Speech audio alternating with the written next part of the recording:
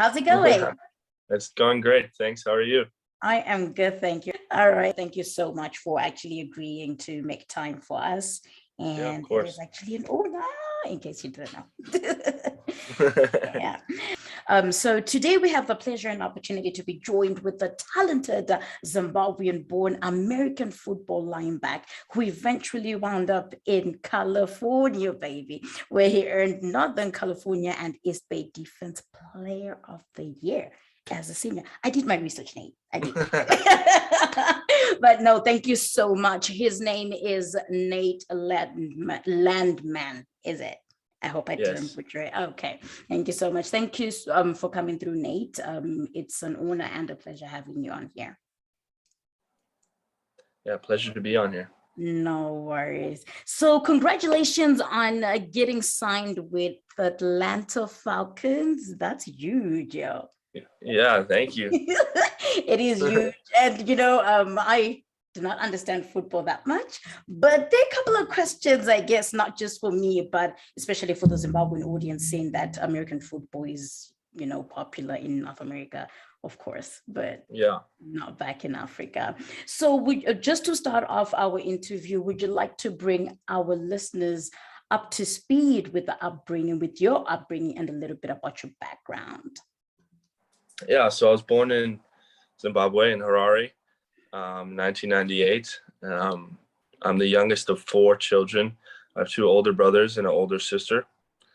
And my father went to, both my parents went to Eaglesville in Zimbabwe. And then my dad went to University of Cape Town, where he played rugby for the Zimbabwean national team as well after that.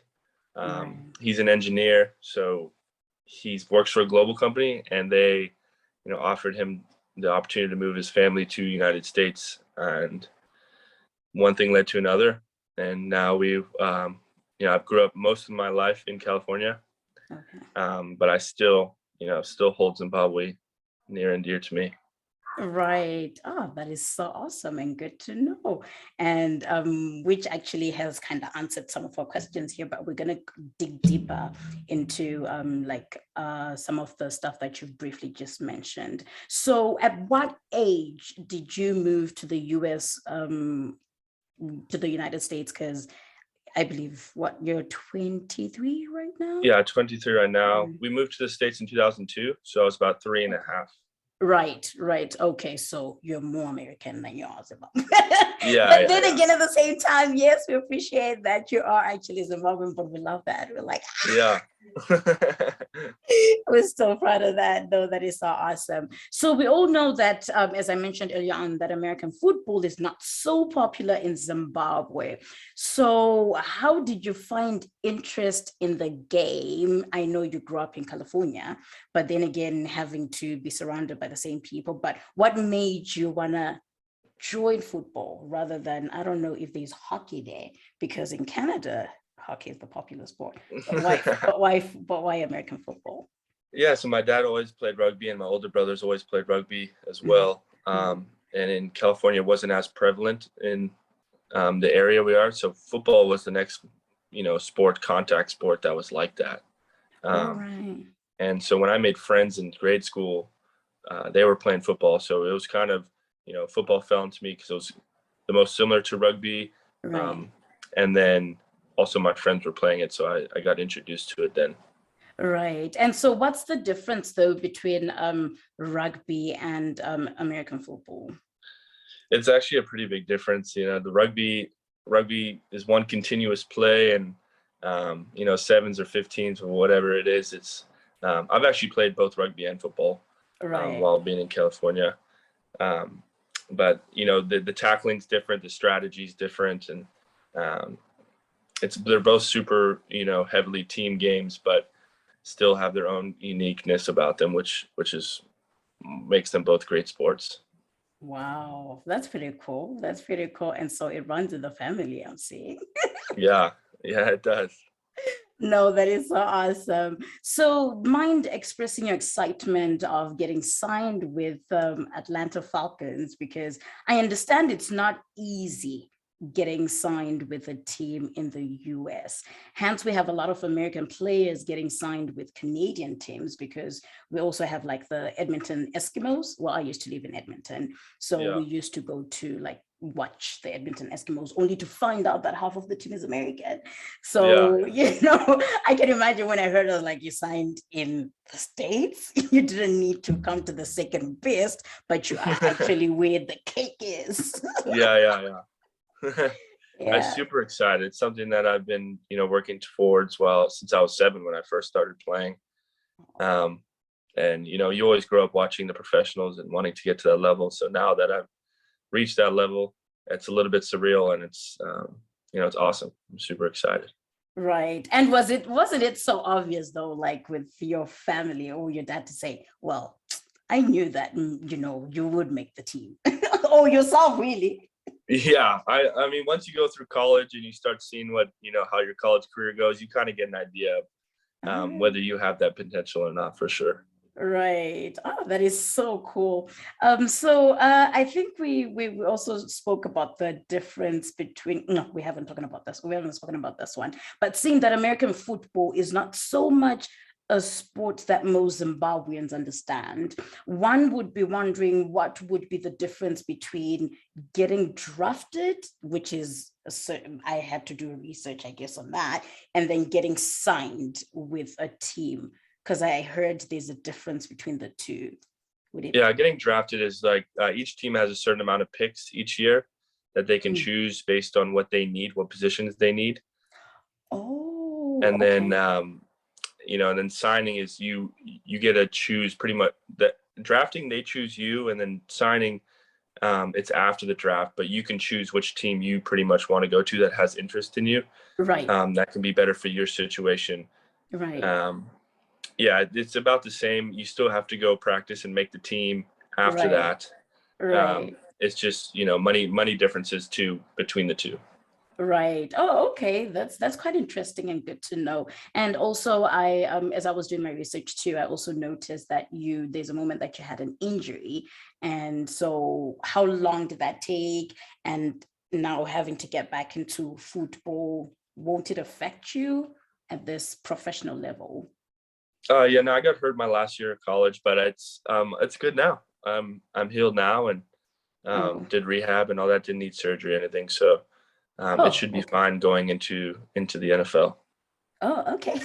That's where we're gonna be screaming and yelling at them. We're like, that's our Zimbabwean brother right there. we look forward to that. So where do you see yourself in the next 5 years? I see myself being a starter in the NFL, and hopefully getting a Pro Bowl, maybe a chance to win a Super Bowl, and just solidifying my name in the NFL. Right. Oh my gosh. And so what do you do for self-affirmations to keep the positive mindset and focusing on, I am definitely going to get into the NFL one day? Yeah, I have a great support system. I have a great family that keeps me, motivated and, believing in myself, and just looking back on the stuff I've done in the past, just to realize that all the stuff I have accomplished is for a reason, and that I belong to be playing in the league with these guys that I'll be playing with. Right. Oh, wow. That's awesome. And what has been the most memorable moment so far in your football career?